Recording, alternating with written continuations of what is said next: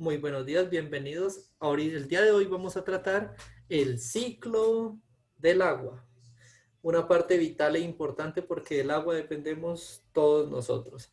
Entonces, antes de pasar como tal al ciclo del agua que está muy bien explicado en el recurso, vamos a hacer acopio de todo nuestro conocimiento de la naturaleza y vamos a saber que el agua, ¿en cuántos estados yo puedo encontrar el agua? Rápidamente, Laura, ¿cuántos estados tú has visto el agua? Tres, creo. ¿Los cuales son? Líquido, sólido que sería hielo y baboso, creo, algo así, no recuerdo. Y baboso. No me acuerdo. Buena esa, pero el último no es líquido, sólido y gaseoso. Esto. Porque baboso es otra cosa, listo. Líquido, sólido y gaseoso. Entonces, ¿qué pasa? Que nosotros hemos visto, como ya Laura dijo, ¿qué hago yo para que el agua se vuelva pase estado líquido, estado sólido? ¿Qué es lo que yo haría? Meterla a la nevera, ¿cierto? Eso indica que yo le estoy bajando la temperatura. Entonces, de líquido a sólido lo puedo obtener quitándole calor o bajándole la temperatura. De sólido a gaseoso, ¿ustedes han visto cómo yo puedo evaporar el agua rápidamente? Pues la meto con una llama y ella se empieza a evaporar, es decir, aquí le estoy aumentando la temperatura y para pasarla de gaseoso a líquido tengo que nuevamente disminuir la temperatura. Todos estos cambios de estado nosotros los logramos mediante el juego con la temperatura. Y ahorita vamos a ver para que ya cuando entremos en el contexto sepamos claramente cómo se llama cada uno de ellos. Vamos a ver cuáles son estos procesos. De líquido a sólido yo tengo lo que se conoce ¿cómo? ¿Ya lo han oído ustedes? Se conoce, uno lo puede llamar como congelamiento. ¿Listo? O listo. Como congelamiento pasa de estado líquido a estado sólido. Y también tenemos que de estado gaseoso pasa a estado líquido. Esto comúnmente se conoce como condensación. ¿Listo? De sólido a gaseoso, cuando ocurre este proceso se llama sublimación. ¿Listo? Y cuando ocurre en el estado contrario, se llama sublimación regresiva. ¿Listo? Cuando tenemos la condensación, es decir, no vamos de gaseoso a líquido, sino que vamos de líquido a gaseoso, se llama evaporación. Y cuando vamos de sólido a líquido, se llama fusión. ¿Listo? Esos son los procesos que se realizan para intercambiar de un estado a otro del agua. ¿Listo? Y esos también están asociados a estados de la materia. Entonces, no solo el agua, cualquier sustancia que pueda cambiar de estados presenta los mismos pasos. ¿Listo? Ahorita sí, entrando en materia, lo que nos compete, en el recurso vamos a tratar el agua. ¿Por qué es importante el agua? El agua y su importancia, pues porque es la fuente vital de toda nuestra vida. Entonces, lo primero que tenemos es que al principio, cuando Dios estaba haciendo la tierrita, el agua se establece que se encontraba como tal en forma de vapor en la atmósfera. ¿Listo? Porque teníamos un planeta calentado por los volcanes y por todo el magma que había. Después, cuando llegó el enfriamiento, la tierra se enfrió, esa agua se precipitó, es decir, empezó a llover y empezó a acumularse agua sobre la superficie de la tierra. Y a partir de ahí se creó ese ciclo. Entonces el agua llegó a la tierra en forma líquida y con la temperatura la evaporábamos, luego de que estaba en forma de vapor la volvíamos a condensar y establecíamos un ciclo. Y el tercer estado se está preguntando, Laura, ¿dónde lo encuentro? ¿Dónde encuentro el estado sólido? Pues ustedes han visto que en el polo norte y en el polo sur hay unos glaciares y está agua en forma de hielo y también los tenemos en algunos picos nevados. Ahí hay hielo y ese sería el tercer estado del agua en nuestra tierra. Miremos este porcentaje, miremos estas estadísticas tan bonitas. Todo esto, todo este círculo es el agua que tenemos en la tierra. Toda el agua aquí en la tierra Y observen que de ese círculo solo el 2.5% es agua dulce. ¿Qué quiere decir? Este 2.5% es el agua que podemos consumir.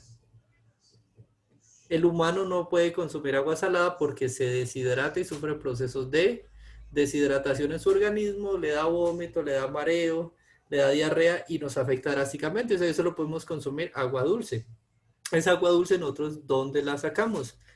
De lo que se encuentra acá abajo, miren, de los lagos, de los ríos tomamos agua para los acueductos, la obtenemos de la atmósfera, lo que tenemos a nuestro alrededor, y por último tenemos la biosfera, que es la parte viva como tal de las plantas y los animales, que ahí también hay agua. Y tenemos, miren, un gran porcentaje de aguas subterráneas. Subterráneas se preguntan, claro, debajo de la tierra hay unas corrientes de agua que fluyen y esas nos aportan una buena fuente de agua. ¿Alguno de ustedes ha visto por allá en las fincas que dicen vaya al pozo y van a un pozo donde tiran la cubetica como tal y sacan agua del pozo? Eso es como tal agua subterránea. iPhone de Santiago dice que está teniendo problemas con la conexión. Bueno, entonces trate de conectarte mejor y recuerden que la grabación se les va a subir de la clase, ¿listo? Para que la vean completa. ¿Listo? Ese es el detalle que tenemos con el agua dulce. Y lo más alarmante es este dato que tenemos. De ese 2.5%, solo el 2.04, el 2.04 está en lugares de difícil acceso, es decir, está en estado sólido y se encuentra acumulada en los glaciares. Es decir que esa agua, para obtenerla y poder nutrirnos de ella, necesitamos primero sacarle los glaciares y segundo descongelarla para que esté en estado líquido y la podamos ingresar a nuestro sistema. Es decir que nosotros los humanos literalmente nos valemos de menos del 1% o casi el 1% de agua que hay en la atmósfera y en el planeta para vivir. Por eso es importante el ciclo. Como es un recurso tan limitado, pues obviamente lo tenemos que reciclar para que nos sirva para varias generaciones. Es aquí donde empieza como lo que conocemos como el ciclo del agua. ¿Listo? ¿Qué es el ciclo del agua? O también conocido como ciclo hidrológico. Cumple la función de circular y conservar el agua de la tierra. De esta manera nos ayuda a generar un ciclo sin fin, gracias al cual pues no se nos va a acabar el agua. Tiene varias etapas: evaporación, condensación, que ya lo vimos cuando vimos los cambios de la materia, se evapora, se condensa. Tenemos precipitación, que es lo que conocemos como la lluvia, escurrimiento, infiltración, y todos vamos a ver qué son estos nuevos términos. Ya dos de ellos los conocemos, vamos a ver los otros tres en qué consisten. Y vamos a ir detallando puntualmente cada uno de ellos en la presentación. ¿Listo? Hasta ahí, solo el 2.5% del agua es agua dulce y consumible por el humano. De ese 2.5, el 2.04 está en forma de glaciar y hielo, por tanto es de difícil acceso para el humano. Y lo que nos resta, el restante 0.56 aproximadamente, más o menos, es lo que tenemos como agua disponible. ¿Listo? ¿Hasta ahí vamos claros?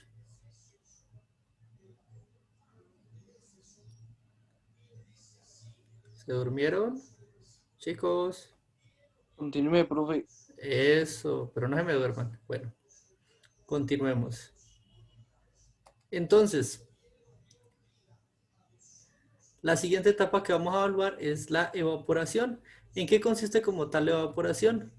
Simplemente el agua que tenemos en la superficie que tenemos líquida en la superficie del planeta, tenemos en los lagos, en los océanos, en los ríos, ella por efecto de la radiación lumínica del sol manda radiación lumínica.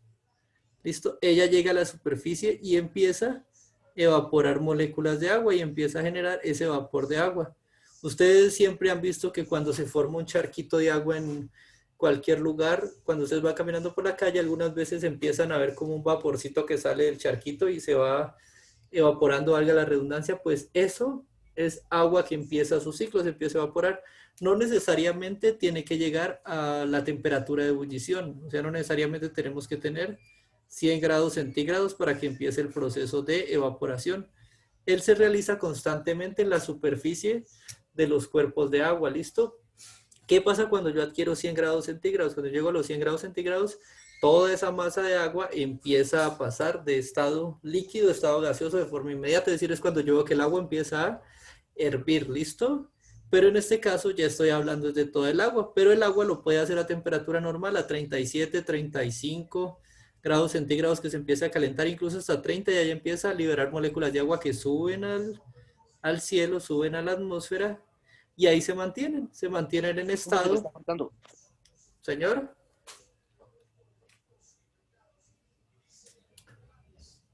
Y ahí creo que, bueno, vamos a ver. Esperen que ahí mejore la conexión. Listo. Se mantienen en estado gaseoso. ¿Listo? Y así es como tenemos agua en la atmósfera. ¿Qué pasa cuando yo ya tengo esa agua en la atmósfera? Pues que de alguna forma ella tiene que bajar. Es aquí donde vamos a la siguiente etapa del proceso. Listo. Primero se evapora el agua que está en la superficie. Sube y después inicia el proceso de condensación. ¿Qué es la condensación? Es cuando el agua cambia de estado gaseoso a estado líquido y se empiezan a generar o se empiezan a condensar y a formar las nubes. Las nubes no son más que estados condensados del agua, donde pues tengo una agrupación de moléculas ahí, las cuales apenas se enfrían, se precipitan a la Tierra. ¿Listo? Apenas empiezan a enfriar, apenas hay una leve variación de temperatura, cae el aguacero, cae la lluvia. Ustedes lo han visto constantemente. En un día frío no han visto que hace una corriente de frío y uno dice, ah, ya va a llover, y inmediatamente empiezan a caer gotículas de agua. Esas gotículas de agua se dan porque el estado gaseoso pasó por un proceso de condensación y formó la lluvia. ¿Listo? Pero la condensación es solo que se aglomeren y formen las nubecitas. Miren, se aglomera y forman las nubecitas.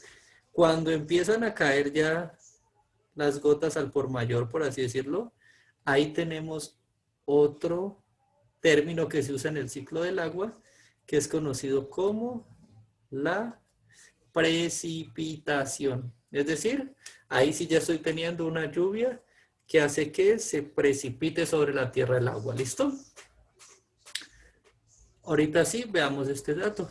Más del 75% de las precipitaciones caen al mar, es decir, que el agua regresa a la fuente más grande de agua que tenemos, al agua salada.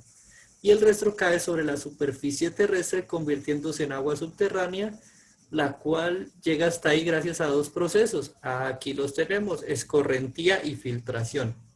Es decir, los procesos por los cuales el agua cae en la tierra y pasan a formar aguas subterráneas o llegan a los ríos se llama escorrentía e infiltración. ¿Listo? Si hasta ahí vamos con 3 etapas. Primero, se evapora. Segundo, en el cielo, en la atmósfera, se condensa para formar las nubes, y después, cuando la nube ya sufre un cambio de temperatura, se precipita. ¿Listo? Ahorita vamos a ver qué pasa cuando esa agua queda sobre la superficie terrestre. Si vuelve al mar, pues no hay problema, se volvería a evaporar. Pero si queda en la superficie terrestre, ¿qué pasa? ¿Qué vamos a ver con esa agua? Entonces, es aquí donde tenemos el primer proceso asociado, que es la escorrentía o escurrimiento.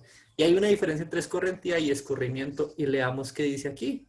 Dice que se da en el suelo cuando cuando el agua llega al suelo, se puede evaporarse o deslizarse a través de la superficie. Y esta es la clave. Deslizarse a través de la superficie hasta llegar a ríos u océanos, o simplemente convertirse en agua subterránea. Es decir, escorrentía es escurrirse, literalmente deslizarse por la superficie. Entonces, yo supongan acá, tengo una montañita, las gotas de agua caen y el agua se empieza a deslizar por la superficie. ¿Listo? No logra penetrar la tierra, no la logra penetrar, pero se escurre por la superficie y se va resbalando hasta llegar a formar un río. Por ejemplo, los ríos serían grandes acumulaciones de agua que se ha escurrido de la montaña. Por eso, si ustedes ven, los grandes nacimientos de ríos son en lugares elevados o montañas.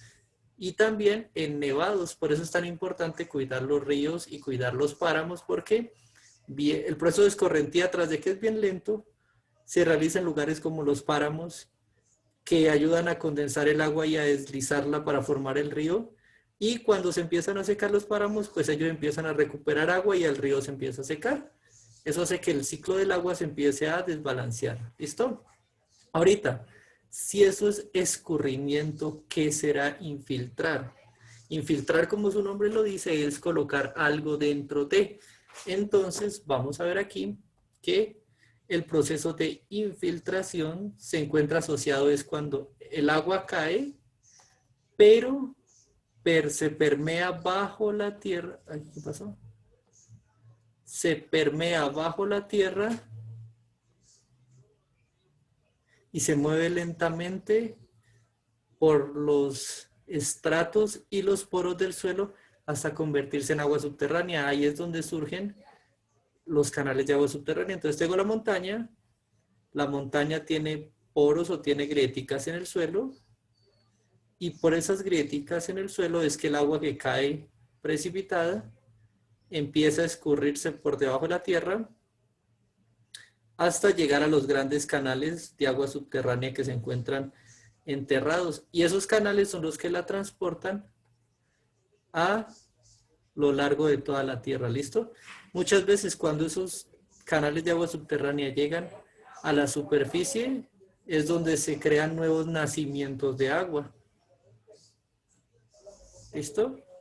Así es como se forman algunos nacimientos. Entonces ya estamos viendo los diversos procesos del agua. Cuando cae la tierra tenemos escurrimiento, que es que se deslice por la superficie, y tenemos infiltración, que es que sea capaz de meterse por los agujeros de la tierra, por los poros que tiene el suelo, y se lixivie hasta llegar a los grandes ríos subterráneos que se encuentran en la tierra. ¿Listo? Y esos ríos la transportan a cualquier lugar. Otro proceso importante es que la infiltración y el escurrimiento tienen una propiedad muy importante y favorecen mucho la vida en el planeta por una razón. Voy a borrar esto. Y es porque yo tengo mi montaña. ¿Listo? El agua cae y empiezan los procesos de escorrentía, pero principalmente el más importante es que empieza la infiltración. Cuando se infiltra, ¿qué pasa? El suelo en ese terreno queda hidratado, mantiene agua. Y es aquí donde las plantas tienen las raíces. Si recuerdan que las plantas tenían las raíces pues enterradas en el suelo, y que a través de las raíces ella quiera que la planta tomaba agua para realizar un proceso llamado fotosíntesis. Con ustedes vimos ya nutrición autótrofa y heterótrofa, ¿sí? Cuénteme.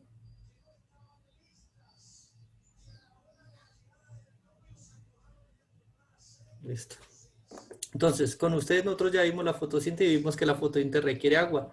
Entonces, es agua que se infiltra en el suelo, es la principal fuente de agua que toma la planta para obtener la fotosíntesis. El CO2 lo toma del aire y el agua lo toma principalmente del suelo. Esa agua viene de la infiltración que tenemos como tal por la capacidad del suelo de absorber el agua. ¿Listo?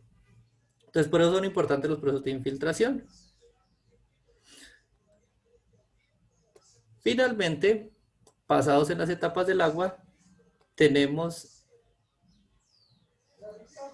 que por qué es importante el agua. Ya todos sabemos que es importante, pero nos han hecho hincapié en que debemos cuidarla. ¿Por qué razón? Porque el agua tiene una propiedad muy importante, y es que el agua disuelve casi todo.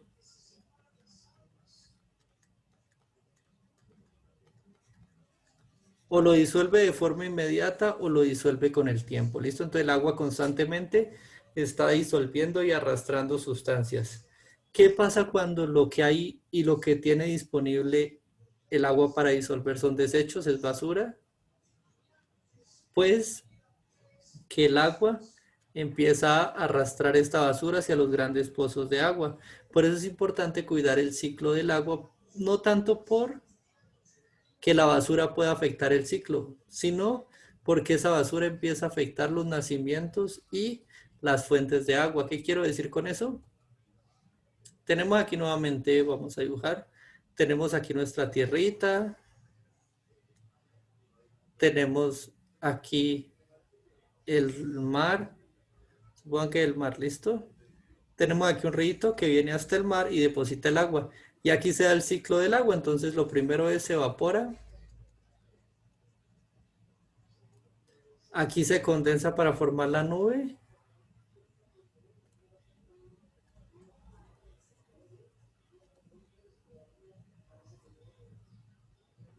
Ahí se condensa. Y ahora sí, cuando está por acá la nube y se enfría, ¿qué pasa? Se precipita en forma de goticas de agua.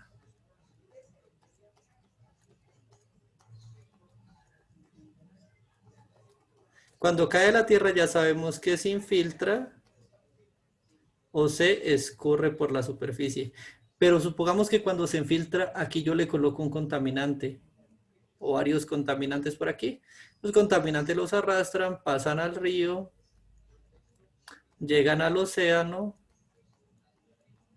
Y en el océano, ¿quién se va a evaporar? El agua se va a evaporar, bien, el agua se va, pero el contaminante no, el contaminante se queda. Entonces, cuando el contaminante se queda, ¿quiénes son los que están en contacto con ese contaminante? Los organismos marinos. Los organismos marinos entran en contacto con esos contaminantes.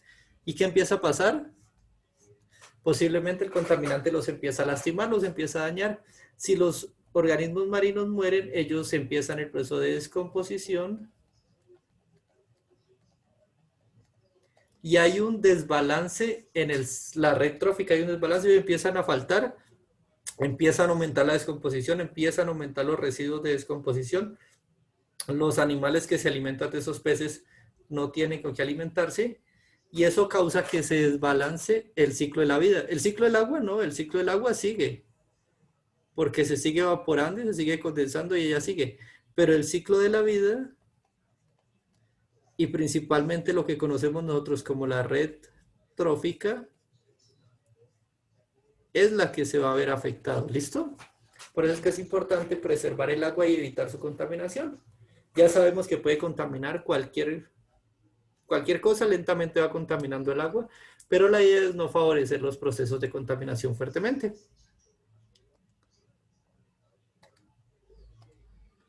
¿Hasta ahí, muchachos, me escuchan o les siguió fallando la red?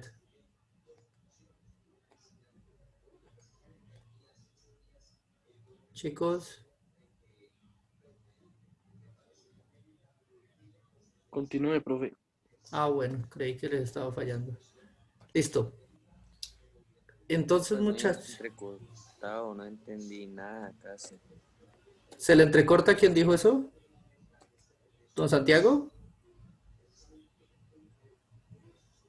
Es que a veces se Sí, corta, señor. profe. Ajá, madre. Listo. Pero pues espérenme, reviso. Permítanme un momento. No, pero la red está bien. Entonces, pues voy a seguir. Cualquier cosa me preguntan. Y la idea es que entonces ahorita les subo la grabación para que la vean más rápidamente y ya quedemos claros con el tema. ¿Listo? No habría problema en ese caso, porque ese ciclo es muy básico. Entonces aquí la importancia del agua radica porque los seres vivos necesitamos agua para nuestras funciones, necesitamos agua dulce para nuestras funciones, para mantener nuestro cuerpo activo. Y recordemos que la mayoría de seres vivos presentamos aproximadamente un 70% de agua en nuestro organismo, ¿listo? Entonces somos básicamente agua, entonces igualmente necesitamos ingerir esta agua para poder mantener ese equilibrio como tal, ya que si no, pues nos deshidratamos y nuestras células empiezan a sufrir. Finalmente, tenemos que hay diferentes ecosistemas que necesitan el agua para sobrevivir. Los medios acuosos, por ejemplo, lagos, ríos, estanques que tienen vida microbiana, vida unicelular, pluricelular, incluso vida compleja como los peces, requieren el agua para vivir porque ahí es donde ellos viven, donde está su medio. Entonces, esa circulación del ciclo del agua también permite que el agua se refresque y se limpie. Cuando sube a la atmósfera y vuelve y se precipita sobre el mar o el río, comúnmente el agua arrastra nutrientes como por ejemplo el oxígeno, nitrógeno y gases que se encuentran en la atmósfera que ayudan a que los animales puedan realizar sus funciones. El oxígeno que está disuelto en el agua viene principalmente de que el ciclo del agua es capaz de arrastrarlo y precipitarlo hacia estas corrientes de agua, ¿listo? Y por último,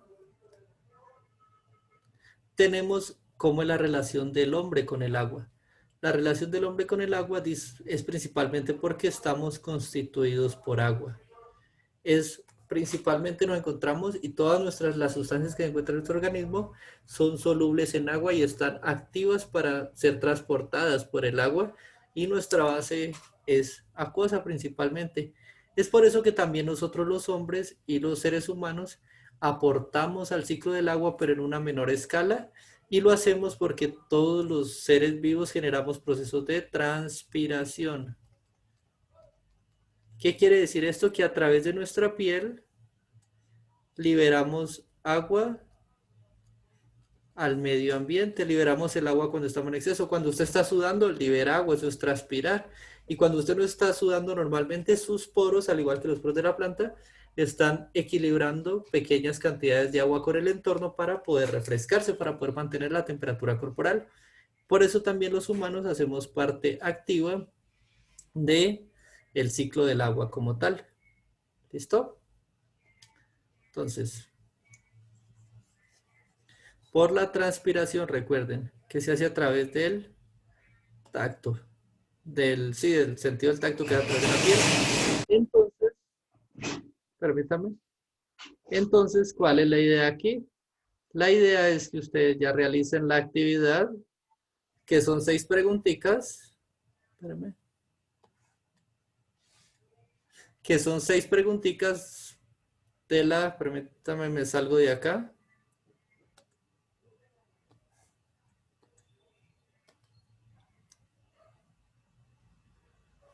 Que son 6 preguntas, las van a realizar y van a tomar el pantallazo de esa unidad y es lo que envían como tarea. ¿Listo, muchachos?